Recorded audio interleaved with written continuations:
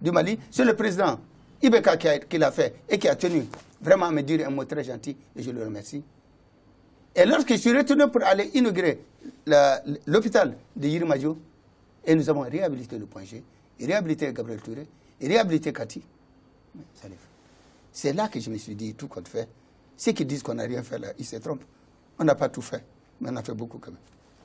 Alors, on a parlé des 60 ans du Mali, oui. Et à l'horizon 2080, ça sera les 60 prochaines années. Comment vous voyez le Mali dans les 60 prochaines années à venir? Salif, nous n'avons pas le choix.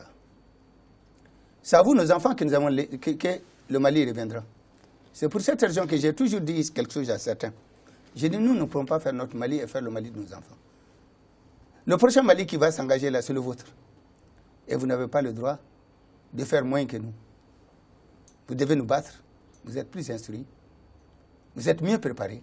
Et vous n'avez pas le choix. Mais moi, j'ai en tout cas un souhait. Je ne maîtrise pas les jeux de Koury pour dire que je vais dire ce qui va se passer au centenaire. Mais je suis convaincu que le Mali a des atouts extrêmement importants. Nous avons 65 millions de terres aménageables et cultivables.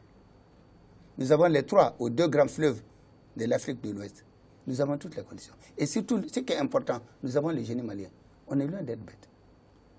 Et je suis convaincu que Salif, le Mali prochain, si un jour un président élu, je lui dirai, moi, je te donne un conseil. L'or et tout ça, là, c'est très beau. Mais ce qui est le plus important pour nous, là, c'est l'agro-pastoral.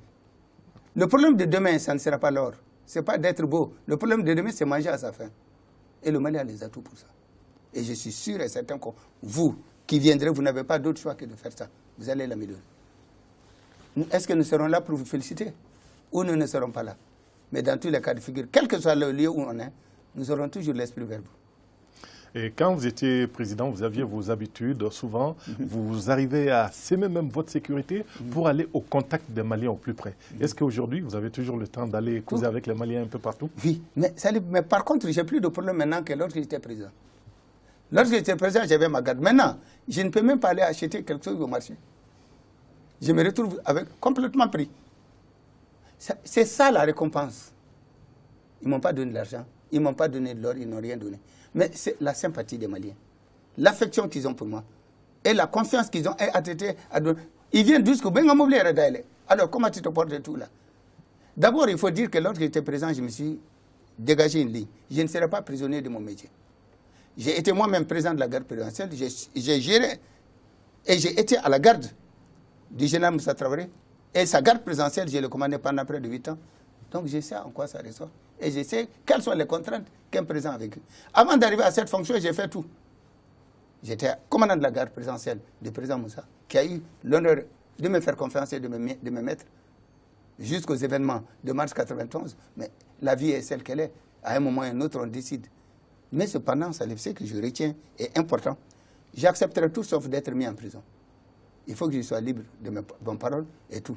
Je ne suis pas obligé de dire tout ce que je veux, parce que la retenue est l'un des meilleurs sentiments que puisse avoir un homme qui a une certaine responsabilité.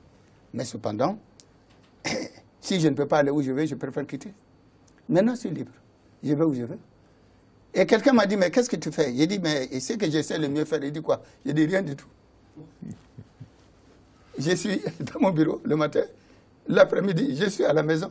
J'ai fait une salle de sport à la maison en tant que vieux commando. Je continue à tirer les muscles.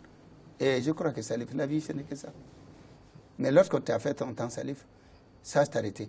L'homme sage, c'est celui qui connaît ses limites. C'est sur ces mots que nous allons terminer cet entretien, Monsieur le Président. Je vous remercie de nous avoir reçus et d'avoir partagé ces souvenirs et ces expériences avec nous. Et nous vous souhaitons une très bonne continuation. Salif, en tout cas, je voudrais saluer toute l'équipe des jeunes qui étaient tout comme je ne dirais pas tout petits, ils vont me regarder. Bon, mais non, donc, vu toute l'évolution que vous avez faite en tant qu'aîné, je vous souhaite bonne chance. Ensuite, grâce à ton talent et tout le reste, je me demandais, parce que 2 jours j'étais malade, comment faire. Vous m'avez reculé. Mais j'avoue que la manière dont vous avez réintroduit et repris le truc en professionnel, je suis convaincu que les gens diront ce qu'ils veulent. Surtout que j'ai dit des mots. Certains m'appelleront pour me dire, mais pourquoi tu as dit ça? Mais je vais le dire, moi je dis et je l'assume. Moi, c'est pas mon problème.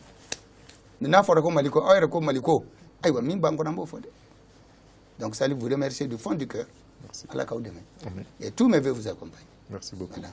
Mesdames et messieurs, merci d'avoir suivi cet entretien. Nous vous donnons rendez-vous très bientôt sur les antennes de l'ORTM pour d'autres événements de ce genre. Merci et à très bientôt.